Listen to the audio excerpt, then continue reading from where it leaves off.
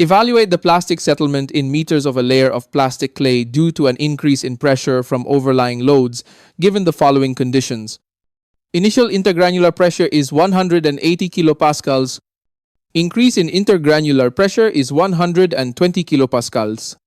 Thickness of clay layer is 6 meters. Coefficient of consolidation is 0.315. Void ratio of the clay is 1.132. So, ilalagay ko dito yung mga given data. Thickness of clay is H, 6 meters. Initial intergranular pressure, that's 1 AP kilopascal. Actually, that's the effective pressure at na mean height of the clay. Then, itong increase in intergranular pressure is 120 kilopascal. That's delta P. Efficient consolidation is termed as CC, 0.315. And void ratio, initial void ratio before the load.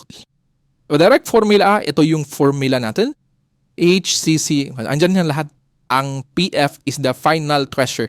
So, that's PO plus delta P. Okay? So, PO plus delta P, that's 300. Direct substitution na talaga.